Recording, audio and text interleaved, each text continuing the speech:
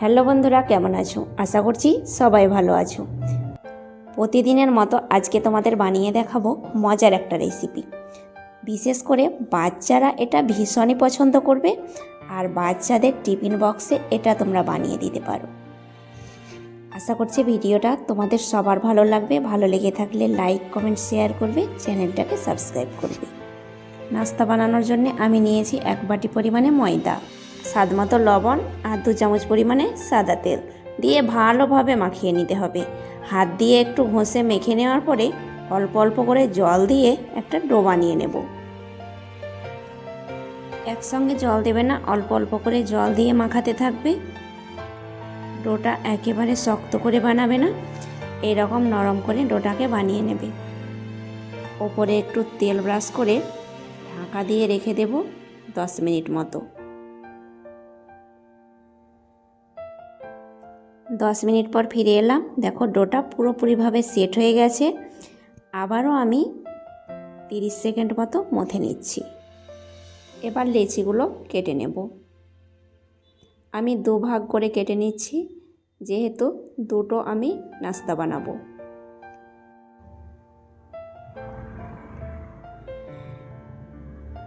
যেভাবে আমরা নর্মাল রুটি পরোটা বেলে থাকি সেইভাবেই বেলে নেব, কিন্তু বেলার প্রসেসটা একটু আলাদা।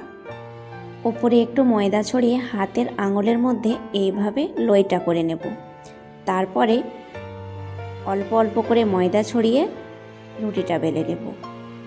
রুটি পরোটা তো আমরা প্রতিদিন বাড়িতে বানিয়ে থাকি, সেই রুটি পরোটার মতো মোটা করে বেলবে না, রুটি পরোটার থেকে একটু পাতলা করে বেলে নেবে। এইরকম পাতলা করে বেলে নেবে।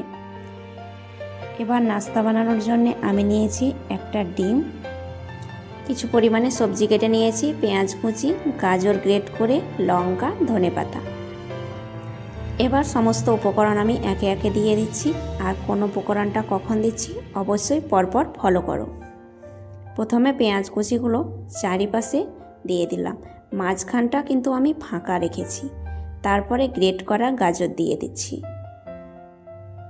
এবার দিয়ে দেব ডিম।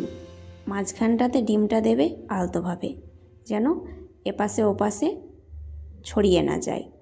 ওপরে একটু লবণ ছড়িয়ে দিলাম, একটু গোলমরিচ গুঁড়ো আর একটু জিরে গুঁড়ো। এবার আবারও কিছু পরিমাণে ধনেপাতা দিয়ে দিচ্ছি। ধনেপাতাটা খুব ভালো লাগে এই রেসিপির মধ্যে। আর লঙ্কাটা তোমরা কম বেশি করে নেবে, বাচ্চারা যেহেতু খাবে তাই লঙ্কার পরিমাণটা একেবারে কম দেবে। এখানে আমি একটা লঙ্কা কুচি করে দিয়ে দিলাম। আবারও আমি কিছুটা গাজর দিয়ে এবার নাস্তাটা বানিয়ে নেব। দেখো কিভাবে আমি ফোল্ড করে নিচ্ছি। 2 পাশটাকে প্রথমে আমি জয়েন করে দিচ্ছি। আর যেহেতু রোল ময়দার আটা, তাই একটু টেনে বড় করে নিতে পারো।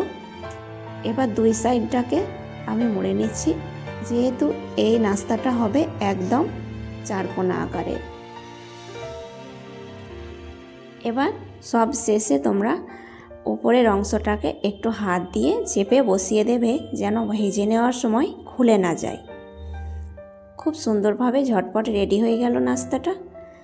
ভেজে নেওয়ার জন্যে আমি প্যানের মধ্যে 3 চামচ পরিমাণে সাদা তেল দিয়ে দিলাম।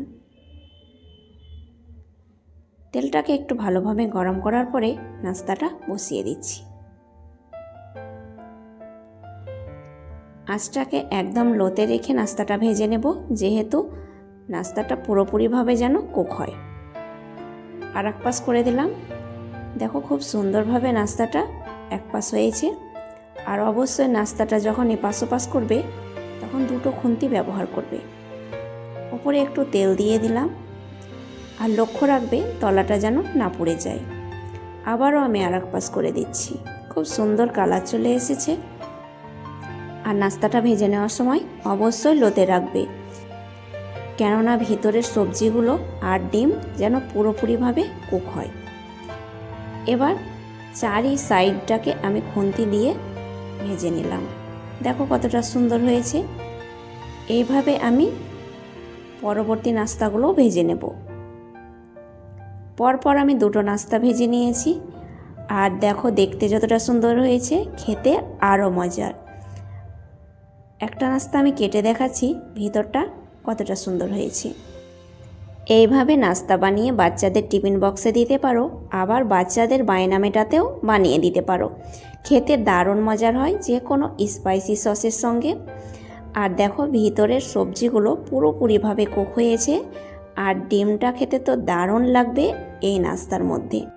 তাহলে বন্ধুরা দেরি না করে ঝটপট বানিয়ে ফেলো এই সুন্দর একটা রেসিপি।